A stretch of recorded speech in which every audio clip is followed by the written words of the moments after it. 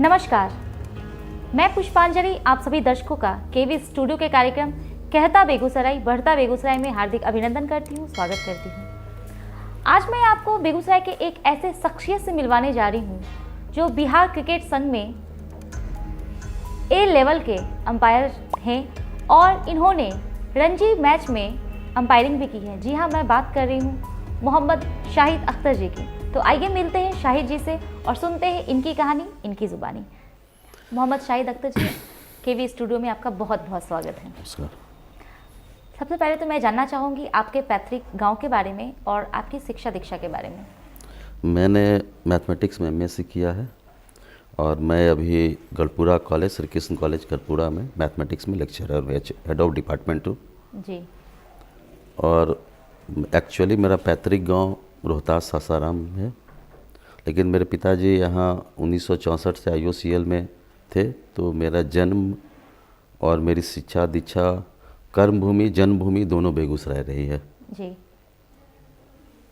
Math की जहाँ तक बात हो तो क्योंकि मैं भी और बच्चों को भी देखती हूँ और ख़ुद की भी देखती थी कि बचपन में कि मैथ्स में काफ़ी बच्चों को बहुत डर लगता है।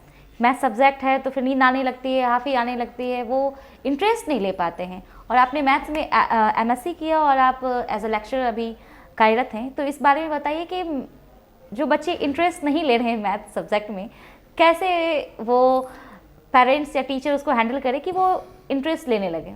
देखिए, सबसे पहली चीज़, मैथ कोई सब्जेक्ट नहीं है जिसको पढ़ाया जाए। मैथ एक ऐसा सब्जेक्ट है जिसको सिखाया जाता है, और मैथ और खेल दोनों बहुत नज़दीक की चीज़ हैं। जैसे खेल में more practice more perfection, math में भी वही थ्योरी है, मोर प्रैक्टिस मोर परफेक्शन। तो आप बच्चों को अगर खेल के हिसाब से मैथमेटिक्स पढ़ाएंगे कि भाई तुमको मैथमेटिक्स पढ़ना नहीं है, सीखना है। जैसे खेल में एक प्रॉब्लम आता है तो आप सॉल्यूशन करने जाते हैं। जैसे क्रिकेट में अगर बैट्समैन 2 रन बना के आउट हो गया तो अगले इनिंग की वो तैयारी करता है, उसी तरह अगर हम बच्चों को बताएं कि एक बार गलत हो गया तो कोई दिक्कत नहीं, अगले बार ये निश्चित सही होगा, मेहनत करो। तो मैथ और गेम जो बहुत करीब की चीज़ है, उस तरह से अगर हम करें तो मुझे लगता है कि बच्चे इंटरेस्ट लेंगे। बिल्कुल सही कहा आपने, आपकी ये बातें हमारे दर्शकों तक ज़रूर पहुंचेगी।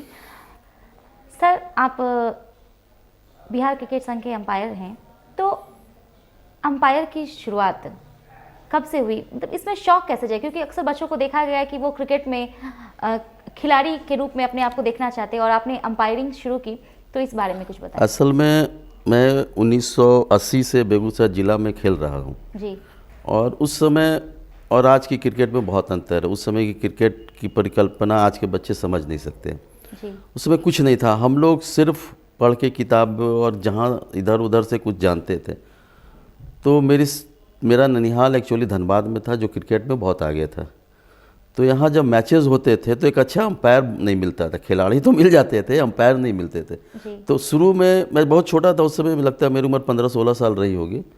तो उस समय तत्कालीन यहाँ के सेक्रेटरी थे नवेश्वर बाबू और समीर भैया लोग, हमसे 1-2 मैच में अंपायरिंग कराए और वो मैच बड़ा साफ निकल गया। वहाँ किसी तरह की कंट्रोवर्सी नहीं हो पाई। तो फिर लोगों ने मेरे को पुश करने किया कि आप अंपायर की तरफ ही जाओ, भाई खेल तो बहुत लोग खेल लेंगे।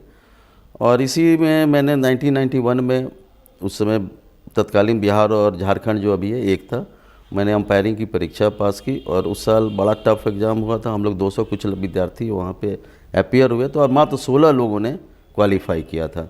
वहाँ से मेरी क्रिकेट की अंपायरिंग शुरू हो गई और हम लोग एक्चुअली कहें तो प्रोफेशनल अंपायर हो गए, ग्रेड 1 हो गए, प्रोफेशनल अंपायर हो गए। तो सर ये बताइए कि अंपायरिंग करने के लिए किन किन क्वालिटी की ज़रूरत होती है, किन किन क्वालिटी की ज़रूरत होती है? देखिए, अंपायरिंग जीने का है। आप अंपायरिंग में जब वहाँ जाते हैं तो आप ये सोचिए कि यू आर देयर, वहाँ एक मैच कंडक्ट करने जा रहे हैं। आप वहाँ डिक्टेट नहीं कर, 2 टीमें खेल रहे हैं, उनके बीच आप एक सामंजस्य के रूप में वहाँ खड़े हैं। आप किसी को डिक्टेट नहीं कीजिए और अंपायरिंग बड़ा आराम से आप कर सकते हैं, कोई दिक्कत नहीं होता। खिलाड़ी आपको बहुत कोऑपरेटिव मिलेंगे। हाँ, जब उनको आप थोड़ा दिक्कत देंगे तो वो भी दिक्कत देंगे। पहले ही सब होता था, अब तो बहुत सारी चीज़ें आ गई हैं, अब तो सब लोग समझने लगे हैं क्रिकेट।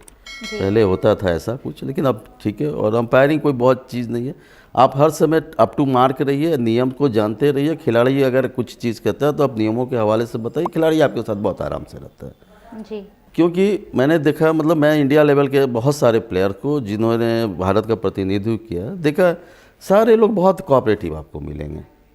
जी। कुछ नाम उसमें से अगर मैं बताऊं तो सौरभ गांगुली, चेतन शर्मा, अजय रात्रा और बहुत सारे ऐसे लोग, मोहम्मद कैफ, अजहरुद्दीन, बहुत सारे लोगों को हमने अपने मैचेस में कराया और सबसे बहुत कोऑपरेटिव, वो लोग बहुत एप्रिसिएबल रहते हैं। ऐसा नहीं है कि आपको जैसे लगता है अंपायर हैं तो बहुत टेंशन, कुछ नहीं। जी। अभी जैसा कि आपने बताया था कि पहले जो अंपायरिंग होती थी या खेल होता था और आज काफ़ी अंतर है, तो क्या अंतर है आपके दृष्टिकोण से, क्या लगता है? अंतर मैडम, पहले लोगों को क्रिकेट के बारे में बहुत जानकारी नहीं थी, नियमों की उतनी जानकारी नहीं थी। जी। तो लोग सिंपल समझते थे कि क्रिकेट में विकेट में लगना आउट हो गया, लेकिन अब लोग समझते हैं कि हाँ, विकेट में अगर लगना आउट है तो उसके लिए बेल्स गिरना भी चाहिए। क्योंकि पहले बहुत सारे मैचेस में मेरे साथ भी हुआ एक दो बार कि बॉल बैक विकेट में लग गई, बेल्स नहीं गिरा, मैंने नॉट आउट दिया तो थोड़ा पब्लिक के अंदर हंगामा हुआ। लेकिन बाद में जब उन लोगों को मैंने नियमों के से समझाया, लेकिन अब वो चीज़ें नहीं होती। अब लोग पहले समझ जाते हैं कि ये नियम है और ऐसा होगा। पहले ये थोड़ा प्रॉब्लम आता था हम लोगों के साथ में। जी। दर्शकों, खासकर दर्शक के बीच में नियम की जानकारी कम होने से कुछ क्रिटिकल मतलब कंडीशन में वो लोग चाहते थे, समझ नहीं पाते थे, तो थोड़ा होता था कि भाई ये गलत डिसीजन हो रहा है, ये हो रहा है, तो थोड़ा उनको हम लोग को कन्विंस करना पड़ता। अब ये नौबत नहीं आती, अब बहुत आराम से आप अंपायरिंग करके निकल जाएं, क्योंकि दर्शक आपसे ज़्यादा जानकार हो गए हैं। जी बिल्कुल, बिल्कुल सही कहा आपने सर। आपने रणजी मैच में भी आपने अंपायरिंग की है, तो उसके अनुभवों को साझा करें।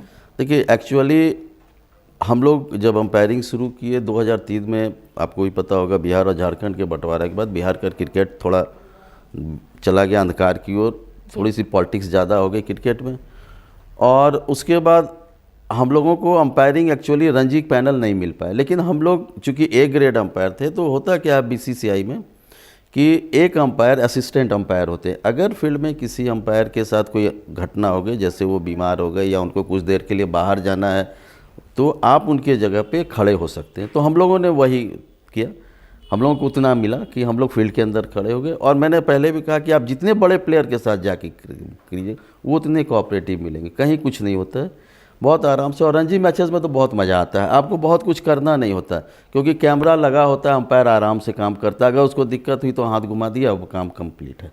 जी, क्योंकि मैदान लोगों से भरा होता है, तो क्या अंपायरिंग करते वक्त स्ट्रेस भी होता है माइंड में कि क्या होगा, नहीं होगा, कैसे होगा, ऐसे बहुत सारे सवाल? कुछ नहीं, एक्चुअली कहीं भी आप जाएंगे, आप अगर ये सोच रहे हैं कि आपको करना है और आप रिलैक्स मूड में जा रहे हैं, तो आपको नहीं होगा। आप अगर अपने ऊपर एक सोच लिए कि हमसे गलती हो जाएगी, तो दिक्कत होती है। आप आराम से रहिए, आपका कंसंट्रेशन सिर्फ आपका वर्क क्या है, हमारा वर्क अंपायरिंग करना, हमें डिसीजन देना within the limits of 42 laws, 42 नियम जो क्रिकेट में हैं, उन नियमों के तहत हमको देना है जब डिसीजन। आप आराम से रिलैक्स होके जाएंगे। और प्लेयर को अगर हर चीज़ में आप कन्विंस कर रहे हैं कि तुमको क्यों ये डिसीजन दिया जाए, तो बहुत आपके साथ मिलके चलता है। जी सर, ये बताइए कि जैसा कि अभी मैंने बताया कि वो बिल्कुल भीड़ भरा होता है और वहाँ शोरगुल भी काफ़ी होता है, तो उसमें एकाग्रता बनाना काफ़ी मुश्किल वाली बात है, तो ये आप अपनी अनुभव को बताएं। देखिए, एकाग्रता का जहाँ तक सवाल है जी, वो आप जैसे अर्जुन वाली बात अगर आ जाए, तो आपका सिर्फ लक्ष्य यही हो कि हमको बैट्समैन के बैट पर और उसके बॉलर के फुट पे हमको ध्यान देना। बाहर क्या हो रहा है इस पे हमको कोई मतलब नहीं है। वो जब हम मैदान से बाहर जाएंगे तब देखेंगे वो क्या हल्ला कर रहा है। नहीं, मेरा ये पूरा सामने होना चाहिए और कंसंट्रेशन अगर हमारा सही है, मतलब मेरी सोच कहीं भटकनी नहीं चाहिए, मैं कहाँ हूँ, बस इतना ध्यान अगर हम रख लें तो अंपायरिंग कोई बहुत मुश्किल चीज़ नहीं है। जी, बेगूसराय में तो क्रिकेट को जो स्थान मिलना चाहिए फिलहाल वैसा नहीं मिला है मेरे हिसाब से, आप इस बारे में क्या कहते हैं? देखिए, बेगूसराय के लड़कों में पोटेंशियल बहुत ज़्यादा है जी, लेकिन दुर्भाग्य है कि सही प्लेटफॉर्म नहीं मिल पाया। अभी बिहार में जैसे क्रिकेट के अंदर थोड़ा सा पॉलिटिक्स ज़्यादा है, तो अब लड़के भी थोड़ा, मैं तो प्लेयरों को ये आपके माध्यम से कहूँगा कि आप अपने खेल पे ध्यान दें, क्योंकि लड़के भी अब कोई दो संघ है, कोई चल रहा है, उससे उनको कुछ नहीं लेना देना होना, उनको गेम से होना चाहिए। जहाँ क्रिकेट हो रहा है वहाँ पे वो खेलें, तो उनका क्रिकेट ऊंचा जाएगा, अच्छा जाएगा। बेगूसराय में लड़कों के पोटेंशियल की कमी नहीं है, कमी है तो उनको प्रमोट करने वालों की, अगर उनको सही ढंग से सही प्लेटफॉर्म पे ले जाया जाए तो बहुत बेगूसराय में पोटेंशियल है। सर, आपने लड़कों की बात की और मैं लड़कियों की बात करूंगी कि अभी तक मैंने ऐसा नहीं देखा है बेगूसराय से जो लड़कियां आगे बढ़ी हों क्रिकेट के माध्यम से, बहुत कम हैं गिने चुने हैं। तो वैसे फैमिली मेम्बर्स को पेरेंट्स को आप या वैसे लड़कियों को क्या कहना चाहेंगे जिनमें वो क्वालिटी है बट वो आगे नहीं आ पा रही हैं? देखिए, अब तो लड़के और लड़कियों के बीच का गैप खत्म हो गया कहीं भी। जी जी। हर लाइन में आप देखेंगे, और क्रिकेट में भी लड़कियां, बेगूसराय से भी 2-3 लड़की जो है अच्छा की है और उसमें पोटेंशियल है। मैंने पिछले साल कोरोना से पहले मतलब 2018 में all India university women's championship कराई थी, मिथिला यूनिवर्सिटी में हुई थी। तो लड़कियां बहुत अच्छा खेलती हैं मैडम, हम लोग लगता है, लेकिन बिहार में भी लड़कियों में बहुत दम है। और ऐसा नहीं, चूँकि बेगूसराय में भी लड़कियां, पेरेंट्स को अब ये देखिए, अब खेल भी एक प्रोफेशन हो गया है। जैसे हमने पढ़ाई में बच्चों के पीछे अगर लगाते हैं, अगर आप खेल में भी लगाएंगे तो बहुत चीज़ है। अब वो चीज़ें भी हैं, जैसे अगर इकोनॉमी की बात करें तो बहुत पैसा है खेल में भी, क्रिकेट में भी बहुत पैसा है। जी सर, ये तो क्रिकेट में बहुत पैसा है। जो बच्चे या जिनके माँ बाप उतने सक्षम नहीं हैं कि इसमें उनको आगे बढ़ाएं, तो क्या वैसे सरकार की कोई ऐसी योजना है जो इस टाइप के बच्चों को, इस टाइप के परिवार को आगे आर्थिक मदद करके आगे बढ़ाया जा सके? सरकार के बारे में तो मैडम मैं नहीं कर सकता, लेकिन बहुत सारे ऐसे कोचिंग कैंप्स हैं जी, कोचिंग इंस्टीट्यूट्स हैं, ऐसे बहुत सारे कोचेज़ हैं, ऐसे लोग हैं जो ऐसे लड़कों को, अगर उनके अंदर पोटेंशियल नज़र आता है तो उनको कुछ नहीं देने का, वो खेलते चले जाएं, उनके लिए सारी चीज़ें करते हैं व्यवस्था। अगर ऐसा लड़का है तो आराम से हमसे कांटेक्ट करें, हमारे संघ से कांटेक्ट करें, उनके लिए बहुत सारी चीज़ें हैं। अगर पोटेंशियल है तो उसको बढ़ने से कोई नहीं रोक सकता, ये निश्चित। मैं ये जानना चाहूँगी कि अंपायरिंग में आपकी भविष्य की क्या कार्य योजनाएं? अभी तो आप एज ए लेक्चरर काम कर रहे हैं, और इस फील्ड में आप क्या करना चाहते हैं? देखिए, एक्चुअली एक बहुत बड़ा गोल्डन ईयर तो हम लोग का ख़त्म हो गया बिहार के झगड़े में, लेकिन अभी मेरा एक अंपायरिंग में है कि मैं कुछ ऐसे अंपायर्स तैयार करूं जिनका लेवल बहुत ऊंचा हो, और वो सिर्फ बिहार नहीं, इंडिया लेवल पे भी और अंतर्राष्ट्रीय लेवल पे भी जाएं। कुछ ऐसे लड़के हैं मेरी नज़र में जिन पर मैं काम कर रहा हूँ, बाकी समय बताएगा। और मैं साल में एक बार अंपायरों का क्लास लेता हूँ, उनकी परीक्षा लेता हूँ, और वो बहुत अच्छा कर रहे हैं। बेगूसराय के 10 लड़के हैं लेकिन बहुत अच्छा कर रहे हैं। तो कहीं आपने कोई इसके लिए संस्था खोल रखी है? हमारा एसोसिएशन है बेगूसराय डिस्ट्रिक्ट क्रिकेट एसोसिएशन। जी जी, वो हाँ, उसके तहत ये काम होते हैं। जी। तो सर ये बताइए कि जो यूथ क्रिकेट में आना चाहते हैं या अंपायरिंग में अपना करियर बनाना चाहते हैं, तो इसमें क्या कर सकते हैं? देखिए, सबसे बड़ी बात है कि सिर्फ सोचने से कुछ होता नहीं, इसके लिए समय देना होगा। क्रिकेट भी बहुत समय खोजता है जी। तो आपको पढ़ाई के साथ साथ खेल के प्रति एक सामंजस्य बनाना पड़ेगा, पढ़ाई और खेल के बीच में। क्योंकि सिंपल सी चीज़ है, मैं किसी को डराने के लिए नहीं लेकिन बताने के लिए बताता हूँ। अगर एक साल में 1000 IAS निकलते हैं तो भारतीय टीम में 2 जगह खाली होती है। तो सारी जगह ऐसे, लेकिन आपको उन 2 जगहों के लिए भी जाना पड़ेगा, मेहनत करनी पड़ेगी। बहुत लड़के क्या होते हैं कि थोड़ा सा खेल लिए उसके बाद लगता है हमको ये नहीं, आप जगह छीन के लीजिए ना। अगर आपके अंदर पोटेंशियल है तो आपको कोई नहीं रोक सकता है। मेहनत करना पड़ेगा, बिना मेहनत के मिलने वाला नहीं, क्योंकि अब तो कंपटीशन बढ़ गया।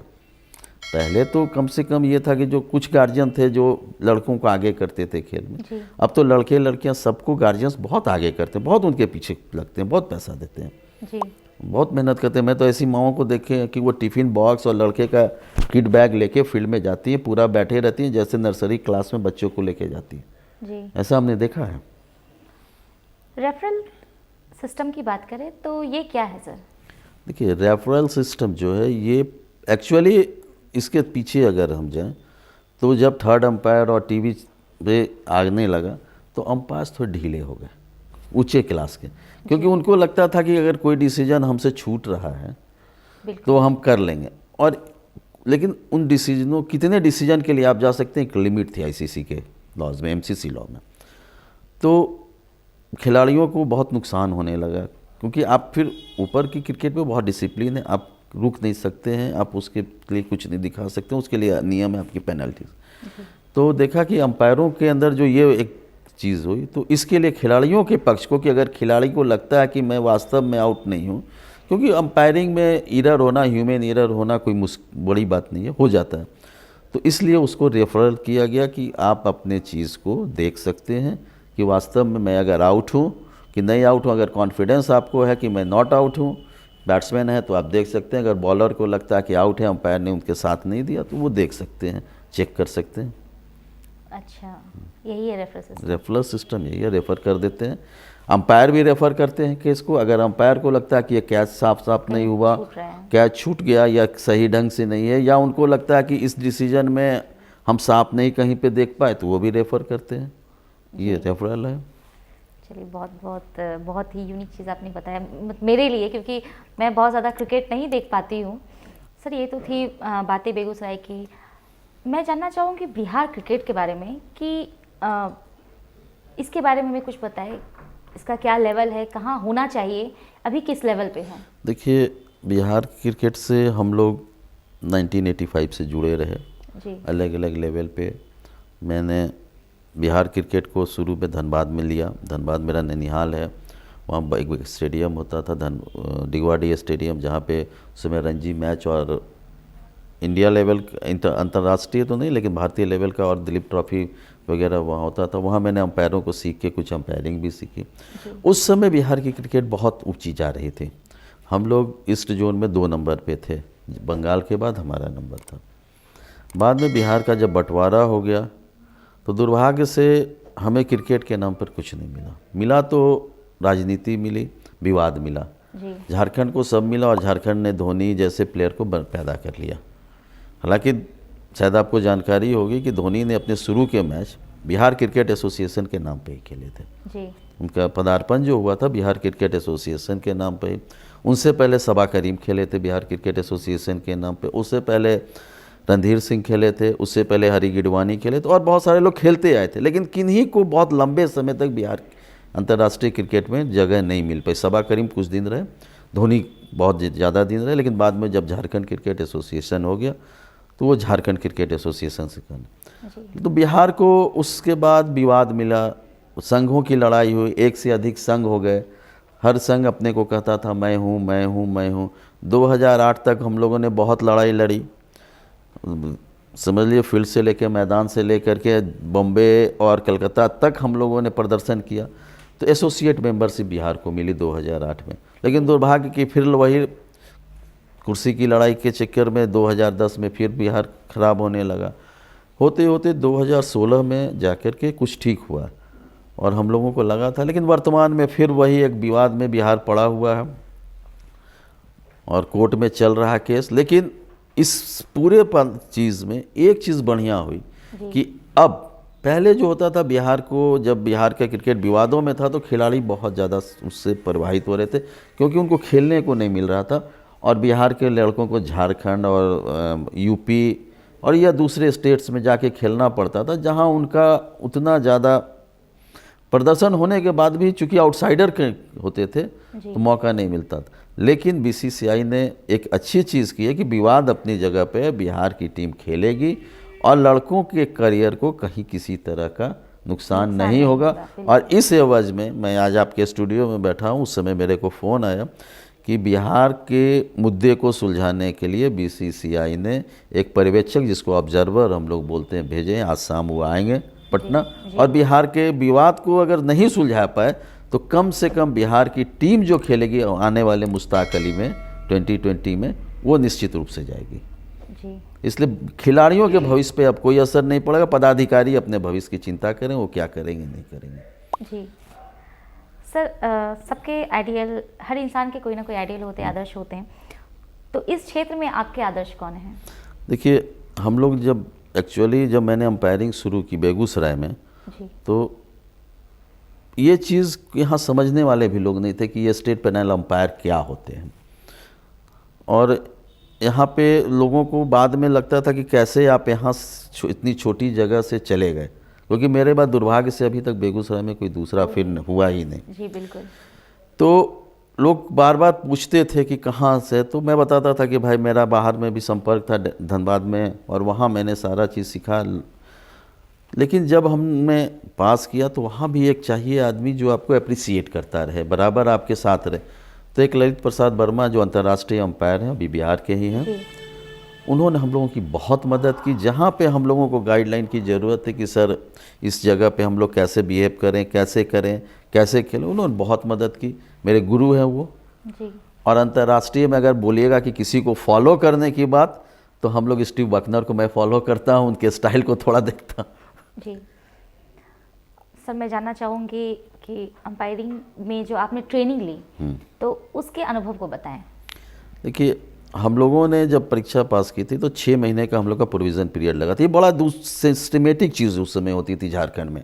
जी। हमने अंपायरिंग पास की, हमारे अंपायरिंग का एग्ज़ाम हुआ, हमने रिटेन पास किया, उसके बाद मेरा वाइवा हुआ, उसके बाद मेरा प्रैक्टिकल हुआ जी। उसके बाद हमारा रिज़ल्ट आया। रिज़ल्ट के बाद 6 महीना के लिए हम लोगों को प्रोविज़न पीरियड में डाला गया कि 6 महीना आपको देखा सुना जाएगा, तब आपको मेन स्ट्रीम अंपायरिंग में लाया जाएगा। तो इस 6 महीने में हमने कहा, धनबाद में हमने बहुत सारे मैचेस कराए, छोटे छोटे मैचेज। उस समय बहुत से इंडिया प्लेयर, धनबाद में टाटा कोलवरीज बहुत अप्रिसिएट करती है स्पोर्ट्स को, और उसमें उन्होंने, हमारे एक रिलेटिव हैं, मेरे मामा लगेंगे, इम्तियाज़ हुसैन साहब, वो उस समय उस फील्ड को देखते थे और उन्होंने हमको बहुत मदद की मैच प्रैक्टिस देने के लिए। और इसके बाद फिर हमने मुड़ के नहीं देखा, आगे चलते चले गए। बिल्कुल सर, ये बताइए, अभी आपने जैसे बताया कि रिटन एग्जाम होते हैं, वाइवा होते हैं, तो ये जो रिटन होते हैं वो क्या क्रिकेट से रिलेटेड होते हैं या फिर आपके सब्जेक्ट से रिलेटेड होते हैं? नहीं, क्रिकेट का एग्ज़ाम क्रिकेट से रिलेटेड होगा, और क्रिकेट में 42 नियम है जी। और हर नियम के कम से कम 8-10 उप नियम हैं, और उन उप नियमों के भी 8-10 उप नियम हैं। वो आपको दिमाग में होना चाहिए। जी। और आपका पासिंग मार्क होता है 85%। ये आपका पासिंग मार्क होता है। एटलीस्ट आपको 85% मार्क्स आना चाहिए, तभी आप क्वालिफाई करेंगे फॉर वाइवा एंड प्रैक्टिकल। जी। तो ये आपको करना पड़ेगा। तो इस टाइप के नियम जो हैं वो कैसे, और जो अभी नियम भी चेंज होते हैं, जो क्रिकेट वगैरह में अक्सर नियम चेंज होते रहते हैं, तो अप टू डेट, अपने आप को अप टू डेट करने के लिए क्या करना होगा? देखिए, अप टू डेट करने, अब तो बहुत आसान हो गया। उस समय हम लोगों को बहुत दिक्कत होती थी पहले।